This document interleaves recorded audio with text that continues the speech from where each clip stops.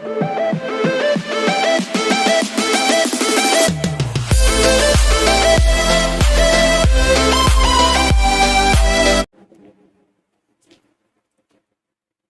Friends, welcome to the commerce plus point key to success. हम लोग पढ़ रहे थे some basic concept of macroeconomics chapter 2, जिसमें से एक कॉन्सेप्ट आया है इन्वेस्टमेंट। देखिए, इन्वेस्टमेंट कोई नया वर्ड आपके पास तो नहीं है। इसके बारे में आपने कई बार सुना होगा कि इन्वेस्टमेंट क्या होता है। बहुत लोग जानते भी होंगे इन्वेस्टमेंट के बारे में। तो इन्वेस्टमेंट क्या होता है ये हम लोग देखेंगे। तो इन्वेस्टमेंट एक ऐसा एक्सपेंडिचर होता है, हम इकोनॉमिक के पॉइंट ऑफ व्यू से आपको बता रहे हैं कि इन्वेस्टमेंट प्रोड्यूसर का एक ऐसा खर्चा होता है जिससे वो इनकम या प्रॉफिट अर्न करता है। फिर से सुनो, इन्वेस्टमेंट एक ऐसा एक्सपेंडिचर होता है, खर्चा होता है जिससे कोई भी प्रोड्यूसर प्रॉफिट अर्न करता है या इनकम अर्न करता है। और जैसे एग्जांपल, कोई फार्मर है, किसान, उसने क्या किया कि ट्रैक्टर खरीदा, हार्वेस्टर खरीदा, तो ये इन्वेस्टमेंट कहलाएगा कि नहीं कहलाएगा? हाँ, इसको इन्वेस्टमेंट कह सकते हैं, क्योंकि इसका यूज़ वो किस में करेगा? प्रोडक्शन प्रोसेस में करेगा। और फार्मर क्या करेगा? उससे प्रोडक्शन करेगा और उसको मार्केट में बेचेगा जब अपने प्रोडक्ट को, तो उससे प्रॉफिट अर्न होगा। और आपको यही बताना है कि जो प्रॉफिट अर्न करने के पॉइंट ऑफ व्यू से लगाया गया पैसा क्या कहलाएगा? इन्वेस्टमेंट कहलाता है। ठीक है। एक क्वेश्चन पूछा गया था कि एक स्टूडेंट ने मुझसे क्वेश्चन पूछा कि कोई बैंक है, ठीक है, और उस बैंक में किसी इंसान ने पैसा जमा किया, एफडी, फिक्स डिपॉजिट करा रखा है। तो ये बताइए कि जिस वो एफडी जिस पे हम क्या करते हैं, एक सर्टेन पीरियड ऑफ टाइम के लिए हम पैसा फिक्स कर देते हैं, और बैंक क्या करती है, वो उस टाइम मैच्योरिटी डेट आने के बाद वो विथ इंटरेस्ट प्रिंसिपल अमाउंट आपको अकाउंट में क्रेडिट कर देती है। वो होता है एफडी। तो एफडी करा रखा है उसने, ठीक है। मान लीजिए उसने एफडी 1 लाख रुपए का करा रखा है। 1 लाख रुपए का उसने फिक्स डिपॉजिट खोल दिया बैंक में, कोई सा भी बैंक है। तो ये बताइए कि जो उसने 1 लाख रुपए का एफडी कराया है, इसको इन्वेस्टमेंट बोला जाएगा कि नहीं बोला जाएगा? सुनिए, बोला जा सकता है कि इन्वेस्टमेंट ये कहलाएगा। क्यों? क्योंकि आपने पैसा जमा किया है बैंक में, किस पर्पज से? आपको इंटरेस्ट मिलेगा। तो जो इंटरेस्ट आपका क्या, एक प्रॉफिट का ही तो पार्ट माना जाएगा, तो हो गया इन्वेस्टमेंट। ठीक है। चलिए, फिर अब हम पढ़ेंगे इसमें इन्वेस्टमेंट क्या होता है। इन्वेस्टमेंट के बारे में आपने जाने के लिए अब इसको रीड करते हैं। छोटा सा डेफिनेशन है, it refers to the process of capital formation. अब देखिए, ये वर्ड आया कैपिटल फॉर्मेशन। कैपिटल फॉर्मेशन का मतलब होता है पैसे से पैसे को बनाना, फॉर्मेशन का मतलब होता है बनाना। ठीक है। तो इसका मतलब होता है, इन्वेस्टमेंट का मतलब होता है कि जिससे पैसे को इंक्रीज, मतलब जैसे कैपिटल इंक्रीज होती है प्रोड्यूसर की। In other word, it can be said as a process that increase the stock of capital. जैसे क्या होता है, कैपिटल इंक्रीज होता है, कैपिटल के स्टॉक में इंक्रीजिंग हो, मतलब कैपिटल स्टॉक प्रोड्यूसर का क्या होता है, बढ़ता है, इंक्रीज होता है। तो ये होता है इन्वेस्टमेंट। तो सब मिला के एक ही इसका रिजल्ट निकलेगा कि जो इन्वेस्टमेंट होता है एक ऐसा एक्सपेंडिचर होता है प्रोड्यूसर का जिससे वो इनकम अर्न करता है। ओके। अब इसके हम लोग पढ़ेंगे कंपोनेंट, क्योंकि टॉपिक है आप मेरा concept of investment and it's component, और इसके बारे में हम इसके सिग्निफिकेंस, इंपॉर्टेंस वगैरह भी देखेंगे। तो इसका कंपोनेंट क्या होता है, जैसे कंपोनेंट में हम लोग पढ़ेंगे फिक्स इन्वेस्टमेंट क्या होता है, इन्वेंट्री इन्वेस्टमेंट क्या होता है, ग्रॉस इन्वेस्टमेंट क्या होता है, नेट इन्वेस्टमेंट क्या होता है, इसके बारे में पढ़ेंगे। तो स्टेप बाय स्टेप हम लोग पढ़ेंगे। तो सबसे पहला आएगा मेरा फिक्स्ड इन्वेस्टमेंट। फिक्स इन्वेस्टमेंट क्या होता है? देखिए, फिक्स्ड इन्वेस्टमेंट का मतलब होता है कि ऐसा इन्वेस्टमेंट या इन्वेस्टमेंट का वह पार्ट होता है ये जिससे आपका फिक्स एसेट जिससे इंक्रीज होता है। फिक्स्ड एसेट, जैसे फिक्स एसेट्स क्या होता है, जो लंबे समय के लिए परचेस किए जाते हैं, जैसे लैंड, बिल्डिंग। एग्जांपल में लिखा हुआ है प्लांट एंड मशीनरी या लैंड एंड बिल्डिंग हो गया।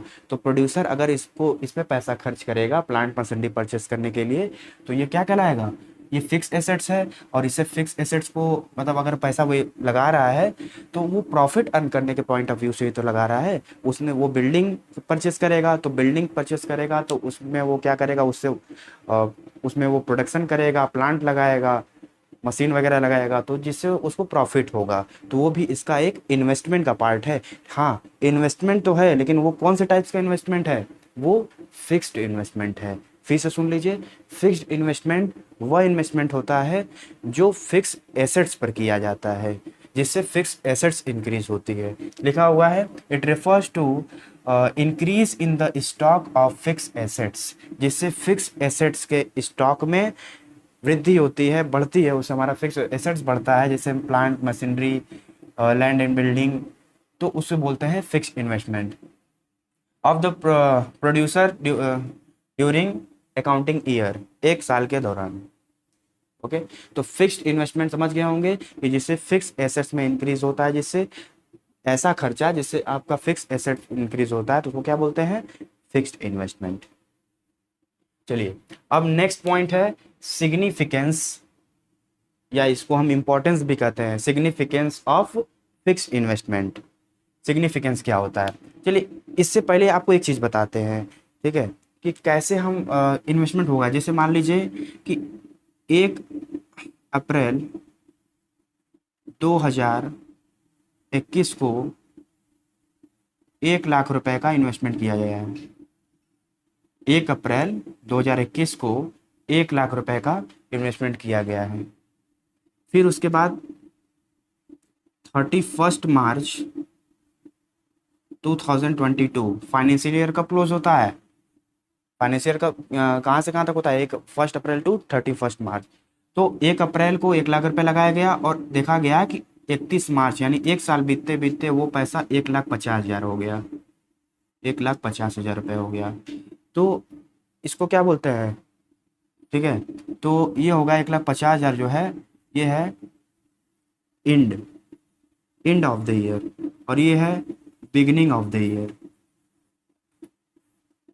ठीक है। तो इसको बोलते हैं ये साल के अंत का इन्वेस्टमेंट है, और ये साल के स्टार्टिंग का इन्वेस्टमेंट है। तो ये जो 1 लाख रुपए था पहले था, उसके बाद ये 1,50,000 रुपये एक साल के लास्ट में हो गया। तो अब अगर हम इससे पूछे कि करेंट ईयर का इन्वेस्टमेंट क्या होगा, तो आप कहेंगे 50,000 रुपये, सिंपल। तो फार्मूला क्या बन जाएगा, fixed investment at the end of year minus fixed investment beginning of year. तो 1,50,000 माइनस 1 लाख आ जाएगा 50,000 करेंट ईयर का फिक्स्ड इन्वेस्टमेंट।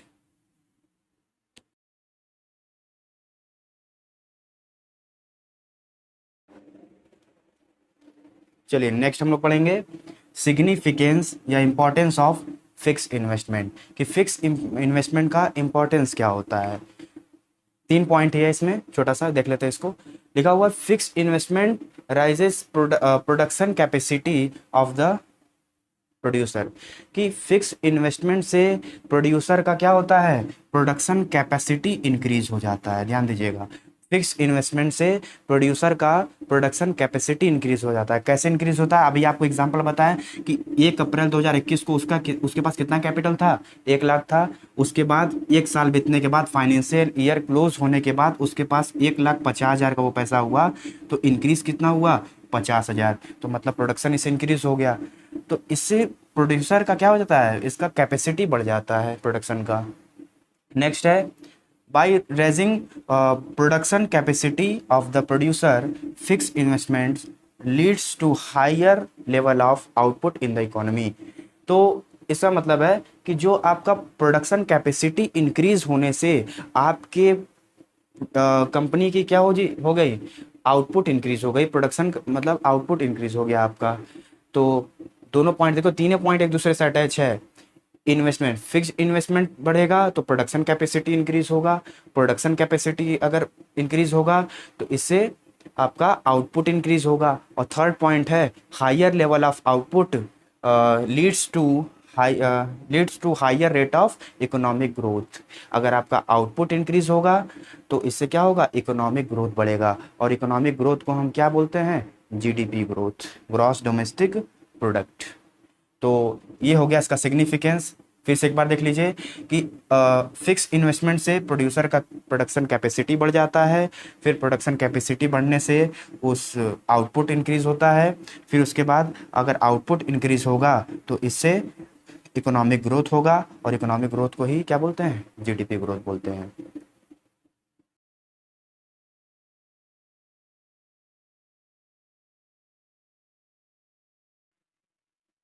चलिए नेक्स्ट हम लोग पढ़ेंगे इन्वेंट्री स्टॉक। दूसरा कंपोनेंट है हमारे इन्वेस्टमेंट का, हम लोगों ने फिक्स इन्वेस्टमेंट पढ़ रखा है। अब इसके बाद हम लोग पढ़ेंगे इन्वेंट्री इन्वेस्टमेंट क्या होता है। इन्वेंट्री इन्वेस्टमेंट का मतलब देखिए, जैसे मान लीजिए कोई प्रोड्यूसर कोई रॉ मटेरियल पर पैसा खर्च करता है, तो उस पर जो वो जो एक्सपेंडिचर वो कौन सा इन्वेस्टमेंट कहलाएगा, उसको बोलेंगे हम इन्वेंट्री इन्वेस्टमेंट। जैसे देखिए इसमें लिखा हुआ है at a point of time producer hold the stock. Producer के पास तीन तरीके से स्टॉक अवेलेबल हो सकते हैं एक पर्टिकुलर पॉइंट ऑफ टाइम पे। जैसे वो किस फॉर्म में हो सकता है, वो फिनिश गुड्स भी हो सकता है प्रोड्यूसर के पास। फिनिश गुड्स का मतलब जो बना बनाया गुड्स है।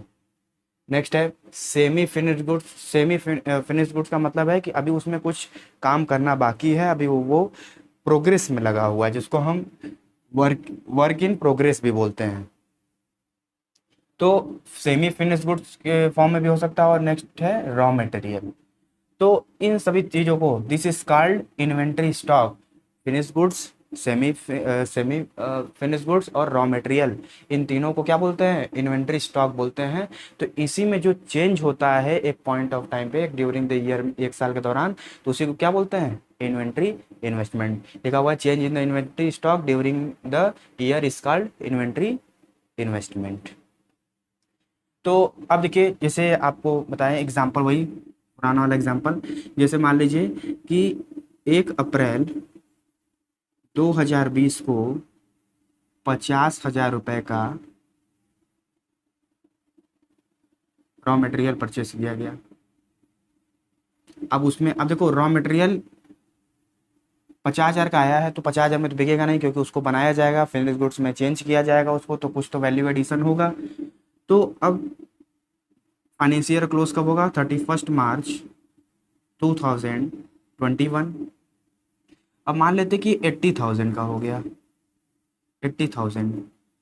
तो ये बताओ कि इसमें इन्वेंट्री स्टॉक कितना है, कितना आपने आपको इन्वेंट्री इन्वेस्टमेंट कितना हुआ। तो 50,000 रुपये का आपने परचेस किया, 80,000 रुपये का आप बेच रहे हैं, तो 30,000 रुपये जो है आपका, वही क्या है, इन्वेंट्री इन्वेस्टमेंट है। अगर इसी में कोई पूछे आपके फिक्स इन्वेस्टमेंट क्या होगा, तो आपको याद होना चाहिए कि फिक्स इन्वेस्टमेंट को हम बस करेंट ईयर का बस जोड़ते हैं, एंड माइनस बिगिनिंग।